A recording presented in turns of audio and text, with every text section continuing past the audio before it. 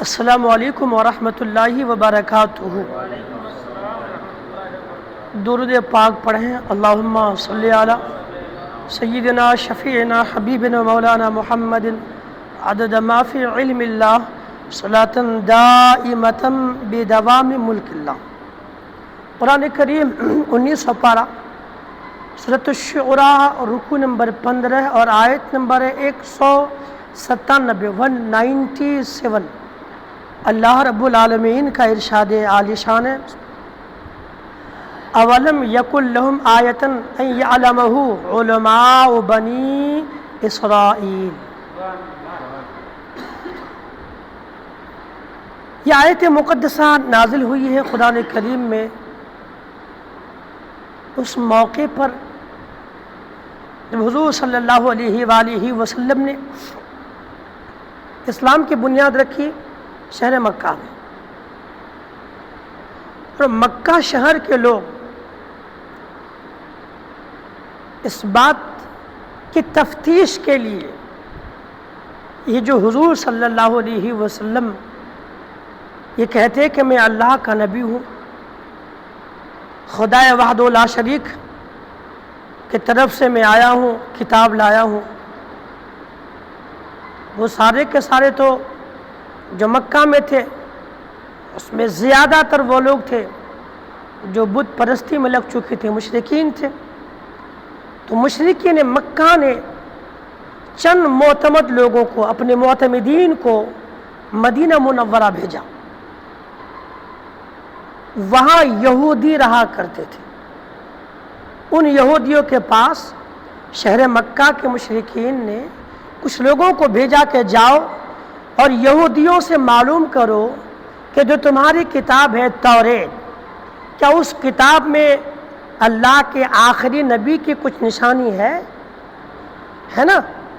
تو یہ لوگ چند لوگ گئے مدینہ منورہ۔ جناب عبداللہ بن سلام رضی اللہ تعالیٰ عنہ جو ایمان لے کر کے آئے، اور آپ کے ساتھ میں چند ساتھی اور تھے جو توریت شریف کے بڑے عالم تھے۔ تو جب یہ لوگ شہر مکہ سے مدینہ منورہ پہنچے، ان لوگوں نے سے ملاقات کی، یہاں کے لوگوں نے، اور پوچھا کیا تمہاری کتاب میں اللہ کے آخری نبی کی بھی کچھ نشانی ہے؟ تو وہ جو توریت کے عالم تھے انہوں نے توریت میں پڑھا تھا حضور کی آمد کی نشانیوں کو، حضور صلی اللہ علیہ وسلم کے ذات پاک میں جو نشانیاں ہوں گی اس میں سے کچھ نشانیاں ان لوگوں کو معلوم ہو چکی تھی توریت کے ذریعے سے۔ وہ زمانہ کون سا کا وہ بھی ان کو معلوم ہو چکا تھا۔ تو توریت کو ان علماء کرام نے ان پوچھنے والے لوگوں کو کہا کہ تم جس نبی آخر الزماں کے بارے میں پوچھتے ہو یہ زمانہ اسی نبی آخر الزماں صلی اللہ علیہ وسلم کا ہے۔ یعنی جو نبی نے دعویٰ کیا اپنی نبوت کا، مطلب یہ وہی نبی ہے جس نبی کی آمد کا تذکرہ توریت شریف میں موجود ہے نا؟ اب سنیے میں بتانا کیا چاہتا ہوں وہ پوائنٹ۔ اللہ فرماتا ہے اولم یکن لہم آیۃ، کیا ان کے لیے یہ نشانی کافی نہ تھی؟ کیا ان کے لیے یہ نشانی نہ تھی؟ کیا چیز؟ ان یعلمہ علماء بنی اسرائیل، کہ اس نبی کو جانتے ہیں توریت کے عالم، یہودی عالم۔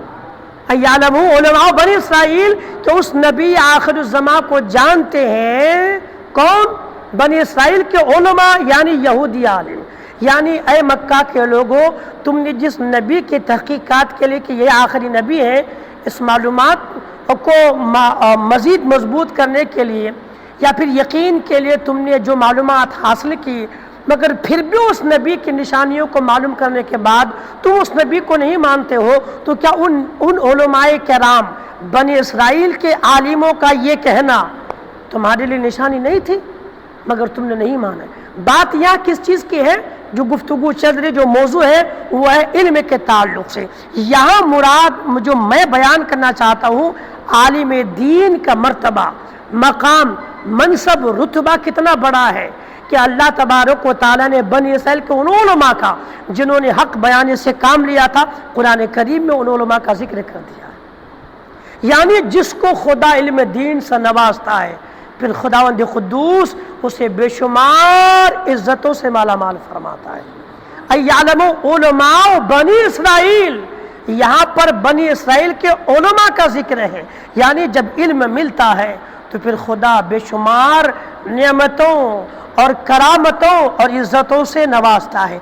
इसलिए अगर हम भी चाहते हैं ना कि खुदा हमें दुनिया और आखिरत में इज़्ज़तों से नवाजे, तो फिर हमारे लिए लाजिम है कि हम भी इल्म दीन हासिल करें।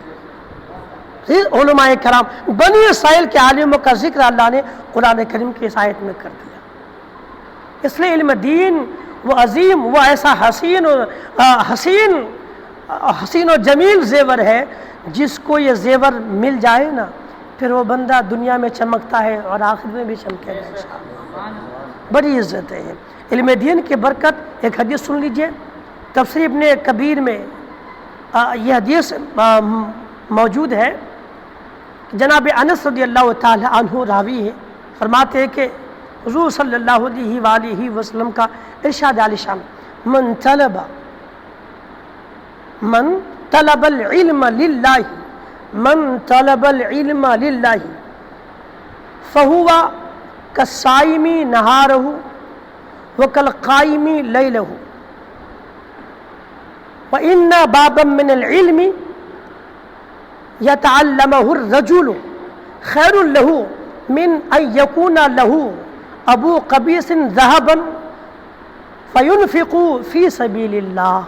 कह सुभान अल्लाह। ये हदीस शरीफ है, एक बार और कह जाए सुभान अल्लाह। इसका मफहूम देखिए। अच्छा, मैं इस मफहूम को पेश कर दूं। एक मैं मिसाल आपके सामने रखता हूँ। इस शहर में अगर किसी मुसलमान के पास 50 किलो सोना हो, 50 किलो 100 किलो सोना हो जाए, और वो बंदा उस पूरे 100 किलो सोना को मस्जिद बनाने के लिए या मदरसा बनाने के लिए या अल्लाह तबारक व ताला की रज़ा के लिए राह खुदा में सारा सोना खर्च कर दे, तो आपके लिए उस बंदे, आपके दिल में उस बंदे के लिए कितना, कैसा, किस तरह का जज्बा होगा? यही कहेंगे ना कि कितना दिलदार अल्लाह का बंदा है। 100 किलो सोना खुदा के राह में इसने खर्चा कर दिया। और आप अंदाज़ा लगाएं कि जो मुसलमान खालिस खुदा के लिए 100 किलो सोना खैरात कर दे, खुदा उसको कितनी नेकियां अता फरमाएगा, कितना सवाब अता फरमाएगा। आज कोई बंदा 1000, 2000, 5000 लाख खर्चा कर देता है, पूरे शहर में मशहूर होता है, अरे बाप वो बंदा कितना दिलदार है, खुदा के राह में 1 लाख रुपया दे दिया, 10 लाख रुपये दे दिया। तो अगर कोई राह खुदा में 200 किलो, 300 किलो, 500 किलो सोना खर्चा कर दे, तो सोचे फिर जमा पूरे एरिया में कितना मशहूर होगा। और हर आदमी जो सुनेगा यही कहेगा ना कि माशाअल्लाह, अल्लाह ने क्या नवाजा है, और बदना खुदा का कितना नेक बंदा है कि राह खुदा में इतना सोना खर्च कर दिया। हर आदमी उनके लिए खैर का लफ्ज़ इस्तेमाल करेगा ना, हर आदमी उनको खुदा का नेक बंदा ही कहेगा। अब सुनिए, इल्म दीन हासिल करना कितना बड़ा नेक काम है, इसी से अंदाज़ा लगा दे जो हदीस में जिक्र है।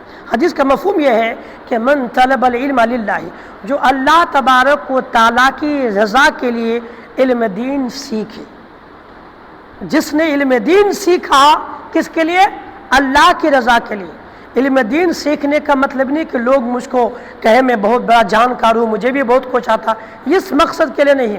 मकसद ये सिर्फ कि खुदा राज़ी हो, खुदा की रज़ा के लिए अगर कोई इल्म दीन सीखे। हदीस है, मन तलबल इल्म लिल्लाहि, अगर कोई इल्म दीन अल्लाह की रज़ा के लिए सीखे तो उसका रुतबा क्या है? तो हदीस में फहुआ कस्साइमी नहारहु, वो उस बंदे की तरह है जो दिन भर रोज़ा रखता है, वो कल काइमी लैलहु, और रात भर खुदा की इबादत करता है।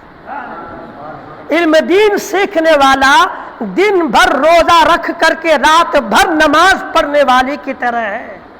यानी अगर कोई बंदा दिन भर रोज़ा रखे, रात भर नमाज पढ़े, रात भर नमाज पढ़े और दिन भर रोज़ा रखे बंदा, और एक दिन नहीं बल्कि कंटिन्यू अगर करे, तो हदीस शरीफ का मफहूम के इल्म दीन सीखने वाला बंदा उसके तरह। यानी अगर कोई बंदा दिन को रोज़ा रखे और रात भर नमाज पढ़े और उस पर जो उसको सवाब मिलेगा, उससे उसी तरह या बल्कि उससे भी ज़्यादा सवाब علم دین سیکھنے والوں کو اللہ عطا فرمائے۔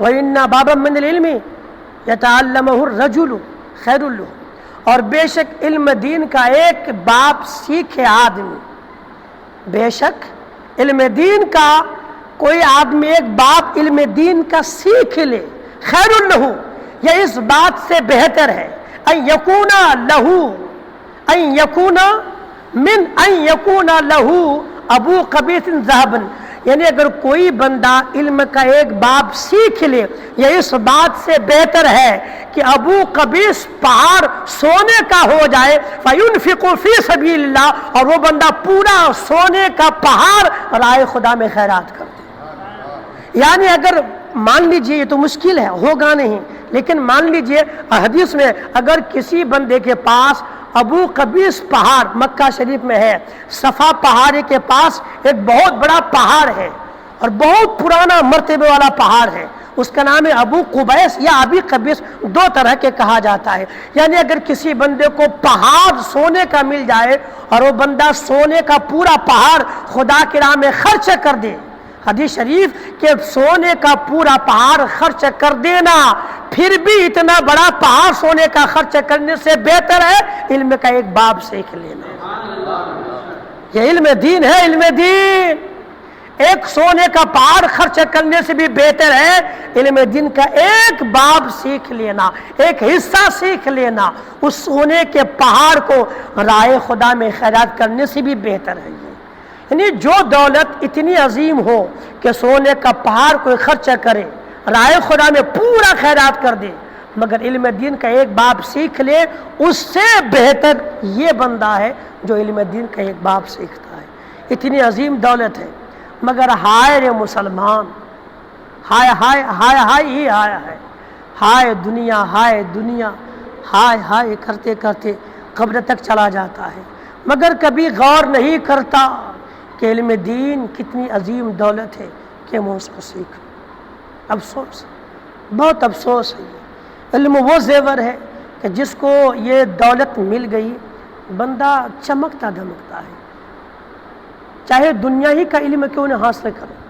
کوئی اگر ٹیچر ہوتا ہے تو سب جانتے ہیں ایک ٹیچر کا، انجینئر کا، پروفیسر کا رتبہ کتنا ہوتا ہے۔ یہ تو دین کا علم ہے۔ افسوس ہے کہ مسلمان بہت اس دولت سے دور پڑے ہوئے ہیں۔ خدا را ہم جو سنتے ہیں دعا کریں رب سے اور کوشش بھی کریں کہ میں کچھ نہ کچھ علم دین کا ایک باب نہ صحیح، کم سے کم ایک دو مسئلہ ہی تو سیکھ لیا کرو۔ اگر خدا نہ خواستہ اس مسئلے پہ اس وقت عمل نہ بھی ہو تب بھی اللہ تعالیٰ سیکھنے کا عظیم ثواب عطا فرماتا ہے، اور کم سے کم اپنے اولادوں کو علم دین سکھانے کی کوشش کریں۔ ایک مسئلہ سیکھ لیجئے یہیں سے، جو مسافر کے نماز کے تعلق سے گفتگو چل رہی تھی پہلے، اور 2-3 دن سے ہم نے پھر اس کو کنٹینیو کرنے کی کوشش کی ہے۔ وہ مسئلہ یہ کہ اگر آپ یا ہم یا کوئی مسلمان کسی شہر میں جائے کسی کام کے لیے، اور اس شہر میں جانے کے بعد اس بندے کی اس شہر میں 15 دن ٹھہرنے کی نیت نہ ہو، تو بندہ شہر میں پہنچنے کے بعد بھی مسافر ہی رہے گا۔ اس کو یوں سمجھیے اپنی زبان میں، اپنے انداز میں، کہ آپ یہاں سے دلی جا رہے ہیں، آپ کی نیت ہے کہ 10-12 دن میں دلی میں میرا کچھ کام ہے، کام کر لوں گا پھر واپس آ جاؤں گا۔ تو آپ گھر سے نکلے، اپنے شہر سے نکلے، تو راستے میں آپ مسافر ہیں، دلی پہنچے، نیت کتنے دن کی ہے؟ 10 یا 12 دن کی، یا 13 دن کی، یا 14 دن کی، بس یہ لاسٹ ہے۔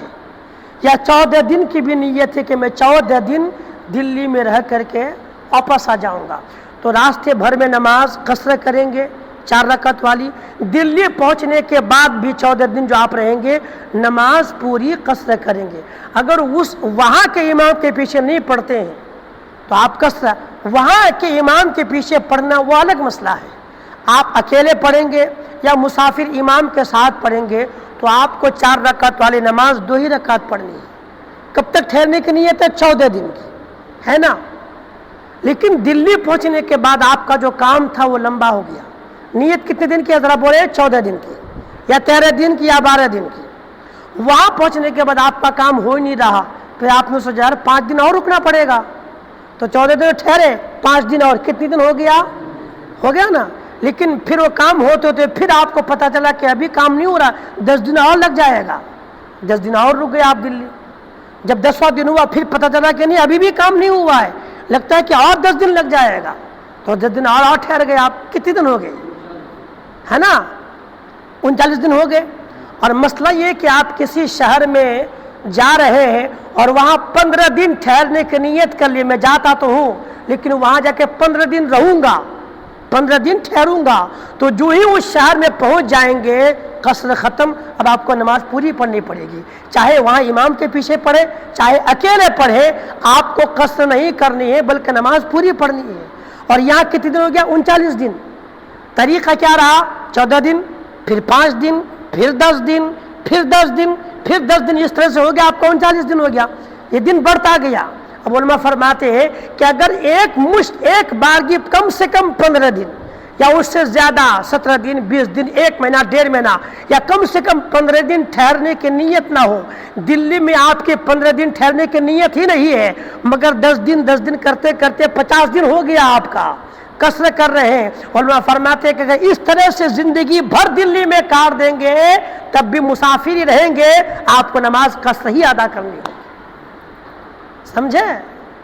جب تک 15 دن ٹھہرنے کی نیت نہ ہو اور آپ 14 دن کر کے 10 دن کر کے جس شہر میں ٹھہرتے رہیں گے پوری زندگی کاٹ دیں گے, آپ مقیم نہیں کہلائیں گے, مسافر ہی کہلائیں گے, اور آپ کو 4 رکعت والی نماز قصر ہی ادا کرنی ہوگی. ایک مسئلہ اور سن لیجیے خالی, ایک مسئلہ یہ کہ مان لیجیے آپ کی بیٹی آپ نے بیاہ دیا لکھنؤ, ہے نا, اس کا سسرال لکھنؤ میں ہے, آپ کا گھر اس شہر میں ہے. اب آپ کی بیٹی ہے یہاں گھر, یا پھر انڈیا میں جہاں آپ کا گھر ہے وہاں وہ آ گئی 1 مہینے کے لیے, تو اب وہ نماز کیا کریں گے, قصر کریں گے کہ پوری؟ اس لیے کہ جہاں پیدا ہوئی وہ اس کا اصلی شہر ہے, اور اصلی شہر میں بندہ 1 گھنٹے کے لیے بھی آئے گا, 1 دن کے لیے بھی آئے گا, قصر ختم. آپ دلی گئے وہاں 5 سال رہتے ہیں, لیکن آپ کا گھر یہاں, ماں باپ یہاں, آپ کا پریوار یہاں, آپ کا اصلی وطن یہاں پہ. اگر آپ یہاں 1 دن کے لیے بھی آئیں گے نا تو جو ہی اپنے شہر پہنچیں گے قصر ختم. اب یہاں مسافر نہیں, اب آپ مقیم ہیں.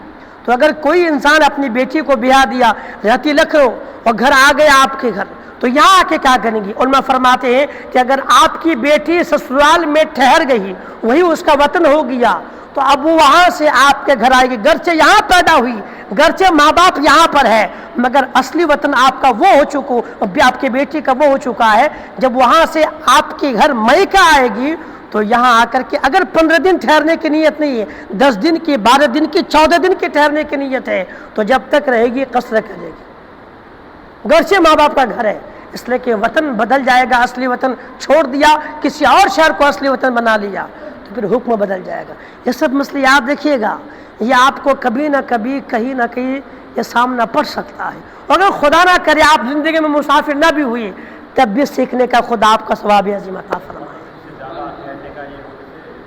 ہاں, اگر آپ کسی بھی شہر میں 15 دن یا 15 سے زیادہ دن ٹھہرنے کی نیت کر لیے, تو جب وہاں پہنچ جائیں گے قصر نہیں کریں گے, اب آپ کو پوری پڑھنی ہے. خالی سفر میں قصر ہے, جہاں جانے کا ارادہ ہے, جہاں ٹھہرنے کا ارادہ ہے, اور 15 دن کی نیت پہلے سے کر چکے ہیں, وہاں پہنچنے کے بعد ہی قصر کا حکم ختم ہو جائے گا. راستے بھر میں قصر کریں گے, اگر راستہ 100 کلومیٹر کا ہے یا 92 کلومیٹر کا کم سے کم ہے, 200, 300, 500 کلومیٹر کا ہے, تو جب تک آپ راستے میں ہے قصر ہے. جہاں پہنچنا تھا 15 دن کی نیت ہے یا اس سے زیادہ دن کی نیت ہے, جب وہاں پہنچ گئے قصر ختم. جب تک ٹھہریں گے آپ کو پوری پڑھنی ہے. ٹھیک ہے, دعا کرے اللہ تعالیٰ ہمیں عمل کی توفیق عطا فرمائے. الفاتحہ. بسم اللہ الرحمن الرحیم. اللہم صلی وسلم. دعا کر لیتے ہیں. صلی اللہ علیہ نبی المعالی صلی اللہ علیہ وسلم. صلاۃ و سلام علیکہ یا رسول. مولا کریم کہنے سنانے میں غلطیوں سے معاف فرما دی, ہم سب کی حاضری کو اپنی بارگاہ میں قبول فرما دی. اس محفل کو ہمارے لیے اور تمام مسلمانوں کے لیے بخشش و نجات کا ذریعہ بنا دی. وصلی اللہ تعالی علی خیر خلقہ و نور عرشہ و قاسم اس کے سیدنا محمد وعلی آلہ و صحابہ اجمعین برحمتک یا ارحم الراحمین بحق لا الہ الا اللہ محمد الرسول. آج 19 ہے کہ 20 ہے؟ آج آخری بار پڑھیں گے سورہ فیل، کل سے انشاءاللہ سورہ قریش کی تلاوت کریں گے، ٹھیک ہے؟ پڑھ لیجیے اعوذ باللہ من الشیطان الرجیم بسم اللہ الرحمن الرحیم ألم تر كيف فعل ربك بأصحاب الفيل ألم يجعل كيدهم في تضليل وأرسل عليهم طيرا أبابيل ترميهم بحجارة من سجيل فجعلهم كعصف مأكول. ایک بار اور پڑھ لیجئے ألم تر كيف فعل ربك بأصحاب الفيل ألم يجعل كيدهم في تضليل وأرسل عليهم طيرا أبابيل ترميهم بحجارة من سجيل. اس کو میں پوری پڑھ دیتا ہوں، سن لیجیے پھر آپ پڑھیے گا. ترميهم بحجارة من سجيل. پھر سے پڑھ لیں ترميهم بحجارة من سجيل فجعلهم كعصف مأكول فجعلهم كعصف مأكول. خداوند قدوس ہم پر کرم فرما دے. استغفر اللہ ربی من کل ذنب